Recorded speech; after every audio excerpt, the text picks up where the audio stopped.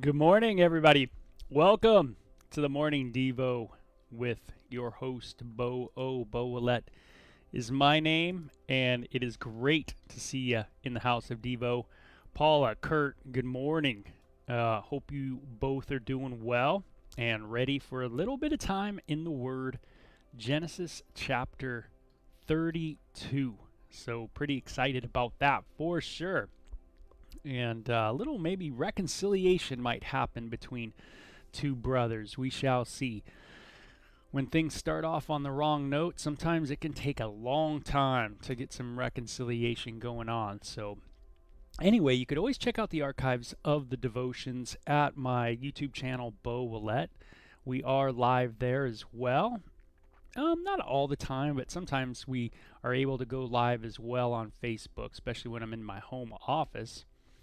And but I'm not too I don't watch the Genesis or the YouTube one that much. So anyway, you could always check out the archives though; they're always there. And I love Kurt's comments. He's always tapping into my old heavy metal days, and I definitely am a guitar guy. So for those who don't know, playing guitar is definitely in my world. Love it. Nice chilly morning in the desert. Hopefully you got something warm you're able to kind of take in. And I haven't done coffee for, gosh, years. Not a coffee guy, so it's been probably 6 years since I've really done a lot of coffee. So every now and then I might get a little coffee in me. But I always got something, I like something warm during a chilly morning. So 32, Book of Genesis. Ready to go? Here it is. As Jacob started on his way again, angels of God came to meet him. Wow, how interesting. You should always do a study on angels in the Bible.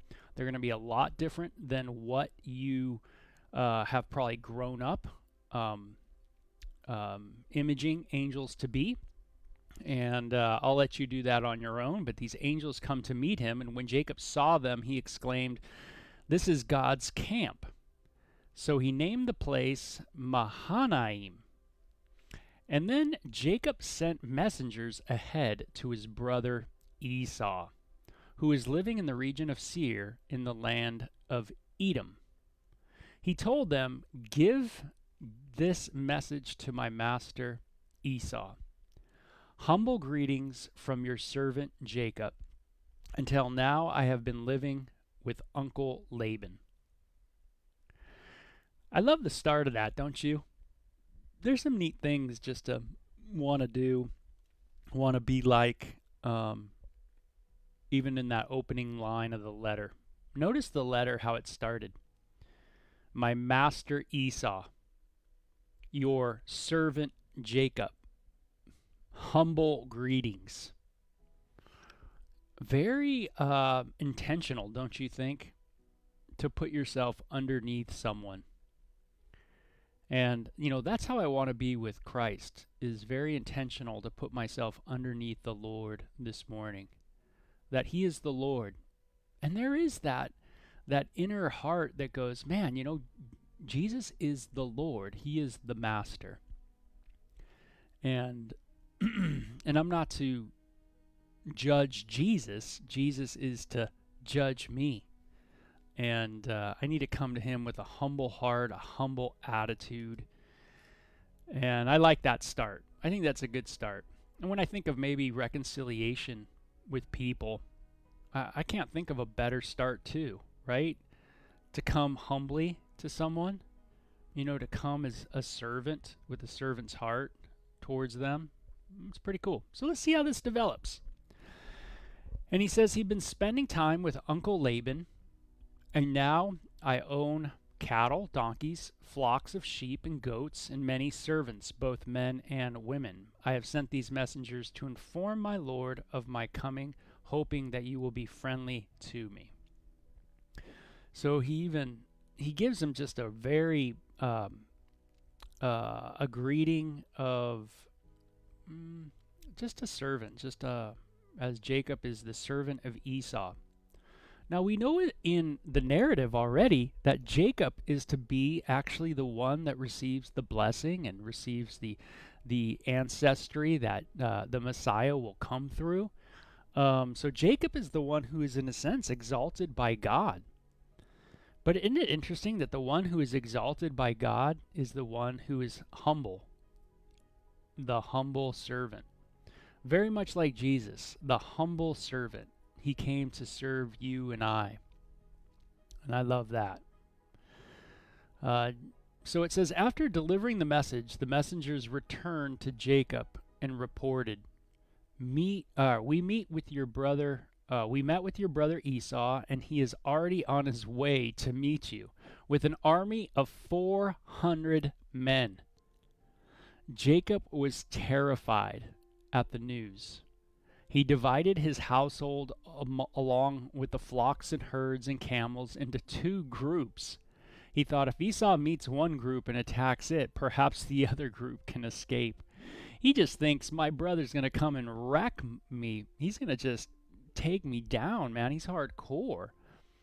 And fear sets into his heart.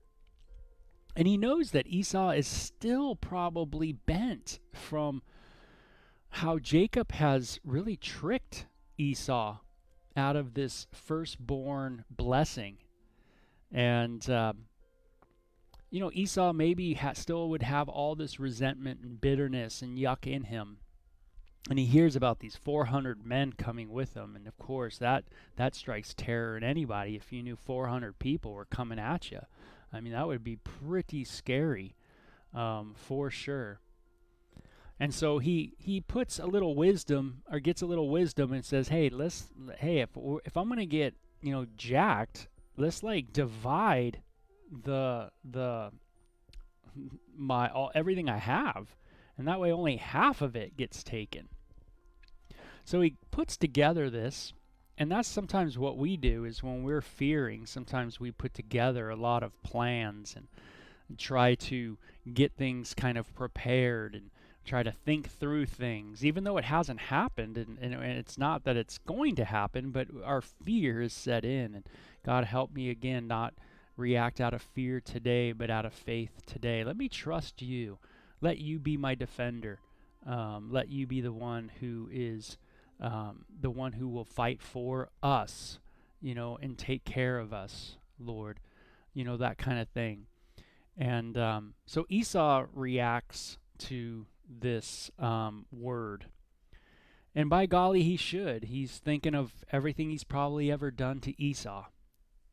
And, all those things in the past that he's dwelling on. And he thinks of, man, yeah, I do deserve so much. And don't you feel that way sometimes, where you think of your past and you go, man, I've messed up so much in my life where I don't think I deserve mercy. I don't think I deserve grace. And it's hard for you to imagine God being merciful and graceful to you. But yet God is merciful and he's graceful. And his mercies, the Bible says, are new every morning. Great is his faithfulness. But yet there are those moments where we just doubt that. We stay stuck in the past. And I think, God, all we have is the present. We don't have the past. That's gone. We don't have the future. That's not here. All I have is right now. And right now, I have to trust. I want to trust. And God, help me to trust that you do love me right now.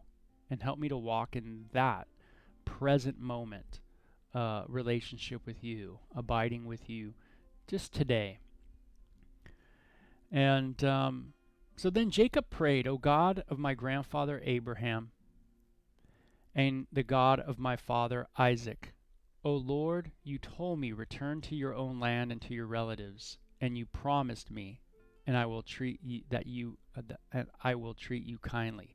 Now notice what Jacob starts doing, and I love this because this is really a sign of someone who has gone through a conversion. Now Jacob didn't talk to God a lot in the narrative that we've read so far, but this last chapter we read, he did have an encounter. And you could see Jacob starting to mature. He's starting to grow in this relationship with God. And what I love about it was with this sign, or this, that really marks his maturity. And that is he's relying on the promises of God. God, you said this, and I'm going to trust that. And notice what else. He not only trusts in what God has said, he's learning to lean on the promises of God. Isn't that cool? He's learning to lean on the promises of God. That's what I want to do, is learn to lean on the promises of God.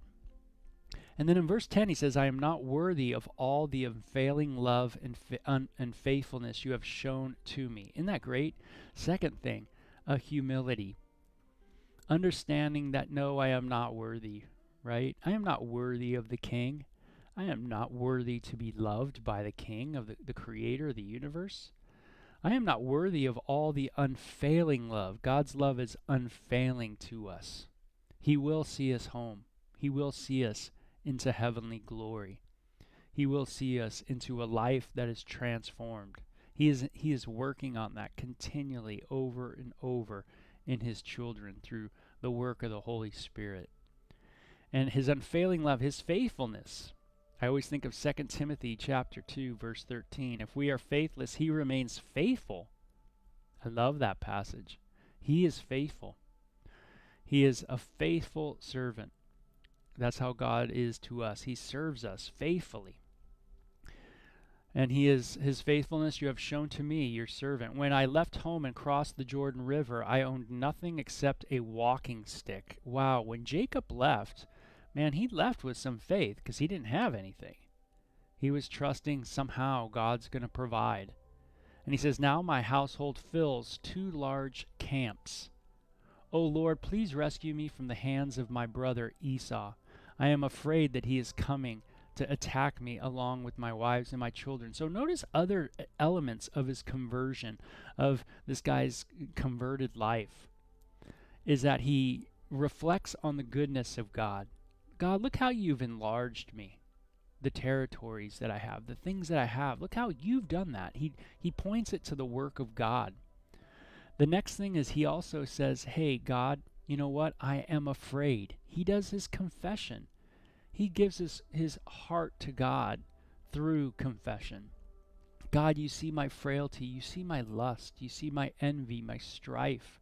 Lord, you know my ways. Lord, you see my fear. He gives that confession. You could see so many wonderful elements of a relationship with God in this prayer. And he says, they've come to attack me, my children, my wives, but you promised me I will surely treat you kindly, and I will multiply your descendants until they become as numerous as the sands of the seashore, too many to count. So he again trusts God's future grace in his life. He knows God is going to give him a future grace, and God is going to give you and I a future grace as well. Meaning, it's a future of grace, of wonderful blessings of God. And we get that promise as well. We are seated in heavenly places, Ephesians 1 tells us, right? We're there. Jesus is going to prevent us blameless before the Father. The book of Jude tells us that. Yeah, we're going to be made holy. We're going to know as Christ is known. We're going to know. We're going to have a knowledge. We're going to grow in every area of our life. It's all going to get there. We're all going to get there. And I love this. Your descendants will be as numerous. He reiterates the promise of God to him that, man, you're going to have so many descendants, it's going to be unreal. So he knows he can't die. That's the point. He knows he can't die because he's been given a promise of God. Now, Jesus says to us, those who believe in him will never die. That's what Jesus says in the book of John chapter 11. Those who believe in Christ will never die. Wow. You will never have a separation from God ever. Even our last breath does not separate us from God. Not at all. If anything, that last breath brings us closer to Christ. And that's amazing. We have a promise too. Those who believe in him and Christ will never die. Amazing. So Jacob stays there for the night. Then he selected these gifts from his possession to present to his brother. 200 female goats, 20 male goats, 200 ewes, 20 rams, 30 female camels with their young, 40 cows, 10 bulls, 20 female donkeys, and 10 male donkeys. Man, Jacob definitely had a lot of goods. And man, I wonder, what is he given? 1/3 of them? Half of them away? He divided these animals into herds and assigned each to different servants. Then he told his servants, "Go ahead with me and the animals, but keep some distance between the herds." So he divides the animals up, puts servants over the herds, and sends them kind of in a line to go meet Esau. He gave these instructions to the men leading the first group. "When my brother Esau meets you, he will ask, 'Whose servants are you? Where are you going? Who owns these animals?' But you must reply, 'They belong to you, your servant Jacob, but they are gifts for his master Esau. Look, he is coming right behind us.'" Jacob gave the same instructions to the second and the third herdsmen and all who followed behind the herds. "You must say the same thing to Esau when you meet him, and be sure you say, 'Look, your servant Jacob is right behind us.'" So Jacob's got a plan. And it's a generous plan for his brother Esau, but it's one that's using a lot of caution, right? There's some caution here. Esau stays in the back, and he's kind of just waiting to see what's going to happen. What is Esau going to do? But notice he wants to, put a good foot forward and let Esau know that, hey, man, I want to reconcile. And when you are going to reconcile with someone, do you make the effort to make it really clear that you're wanting to reconcile, or is there a vagueness to you wanting and I wanting to reconcile with someone?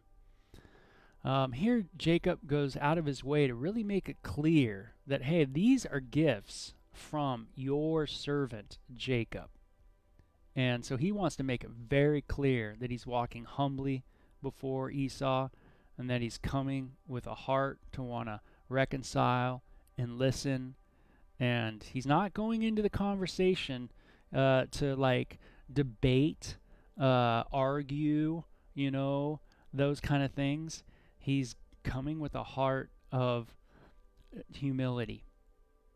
And that's how we need to come before the Lord, right? With a heart of humility. Not coming to debate, not coming to argue, but a heart to submit.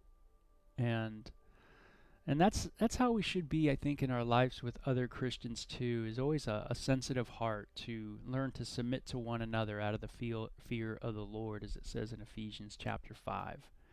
But just having that heart to learn to surrender to one another and to love one another and serve one another, think of one another, pray for one another, that kind of thing. So Jacob thought, "I will try to appease him by sending gifts ahead of me. When I see him in person, perhaps he will be friendly to me." So the gifts that were sent ahead, while Jacob himself spent the night in the camp. So during that night, Jacob got up and took his 2 wives, his 2 servant wives, and his 11 sons, and crossed the Jabbok River with them. After taking them to the other side, he went over all of his possessions. He sent over all of his possessions. This left Jacob all alone in the camp, and a man came and wrestled with him until the dawn began to break. So Jacob sends everything away. In a sense, he's stripped of all things, and now it's just Jacob. Just Jacob in his heart and his mind, thinking of his past, thinking of where he's at in his life with God, thinking of his fear of what's going to be in his future, but knowing the promises of God, that God's promised him a future grace. And now this person arrives, and he wrestles with Jacob. And when the man saw that he would not win the match, that Jacob was winning, Jacob was jamming, he was wrestling this guy, it says he touched Jacob's hip, and it wrenched it out of socket. This interesting person wrestles with Jacob and touches his hip, puts it right out of its socket. Ow, boom, pops it right out. Then the man said, "Let me go, for the dawn is breaking." So Jacob has a moment, a night of wrestling, a night of contention, right? And the only way it's going to stop is that if Jacob gets kind of put in a place where he can't do it anymore, he's got to be able to give up. And so his hip gets taken out of place, and now he's got to stop. And I think of just some applications for the Devo, right? What is it that do you need God to touch you to put something out of place to get you to stop, to get me to stop? You know, God's got a way of doing that, right, in our life. Hey, I'm going to put this socket out of place. I'm going to take it so you can't use this hip anymore. And because we're going to stop. I'm going to stop you. But Jacob said, "I will not let you go unless you bless me." Jacob holds on and holds on and holds on. Says, "I need a blessing." He knows this person he's wrestling with is someone special, is someone who can bless him. And he replies to Jacob, "Your name will no longer be Jacob." The man told him, the one who's, that old identity of Jacob, all wrapped up in his old trickery ways, right? The heel catcher, the one who trips people up. Says, your name's no longer going to be that. You're no longer going to be identified that way. He says, from now on you will be called what? Israel, because you have fought with God and won. And you might want to look up what the term Israel means and notice that his name now has been changed. His identity has been changed. Right? He's been given a new name. And you can study this too in the Bible, that God gives us a new name. You'll find some really interesting parallels. There's some passages in the book of Isaiah that come to mind where God knows our name. He knows us by name. And then in the book, I think of maybe Revelation, that he will give us a new name. And something special about a new name, a new identity. Don't you love that? Your identity be no longer in the old person, but it's in the new, right? And I love how this happens. In order for Jacob to ask for the blessing, he needs to get his hip dislocated, and then he goes, "Man, okay, I'm just going to stop, but you know what? I need a blessing." And he wants this relationship with God so bad. And he's given this identity change. "Please tell me your name," Jacob said. And he says, "Why do you want to know my name?" And the man replied. Then he blessed Jacob there. Jacob named the place Peniel, which means face of God. Wow. For he said, I have seen God face to face, yet my life has been spared. Very interesting. The sun was rising as Jacob left Peniel, and he was limping because of the injury to his hip. He had a memento, something that always reminded him of that night of wrestling with the Lord. And that was this now limp that he had in his hip. Something that always brought him back to this place of remembering that God had spoken to him in a special way, that God had touched him in a special way, that God had blessed him in a special way, that his identity was in God. He's no longer no longer walking in the old way, but he's walking in the new way, in the renewed way, in the way where he sees things differently. And man, so many applications to this narrative. We all have our moments of wrestling with God. We all have our moments where God needs to stop us from our wrestling and our fighting. And he's got something for us. He's got to bless us, but in order to do that, he's got to stop us from going the direction we go. And he's got to get our attention. And when he gets our attention, he blesses us. We think he might hurt us because he's God. But he's wonderfully gracious and has a future grace and promises and a future for us. Never forget that. God's got a promise for us. His promises are amazing. We will never, never die. We have a new identity that's found in the Son, in Jesus. We are identified with Christ. And as Christ rose, so we will as well. So the sun was rising as Jacob left Peniel, and he was limping because of the injury to his hip. Even today, the people of Israel don't eat the tendon near the hip socket because of what happened that night when the man strained the tendon of Jacob's hip. So very cool. Kurt says, pray for the peace of Israel in Jerusalem. Amen. That's something we should be doing. Here you see the roots of Israel. Now, just in the broad picture of the Bible, we see what's happening. As I've mentioned many times in the Devos from Genesis, you start kind of narrowing down family lines. And because we're always waiting for this Messiah, the one who's going to conquer Satan. And so we're looking into these people's, the narratives of them, because we're awaiting this child that's going to come, that is going to defeat the enemy, defeat Satan, bring us back into this kind of Eve, the Garden of Eden-like relationship with God, bring us closer to God, where there's no more sin, there's no more decay.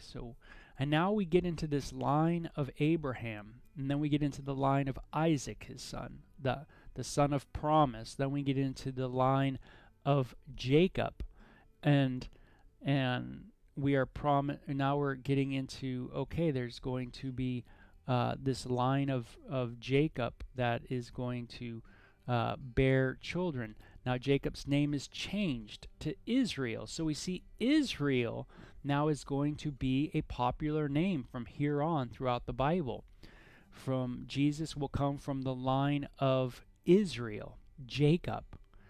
And so now we see the birth, if you will, the beginnings of the birth of the nation of Israel.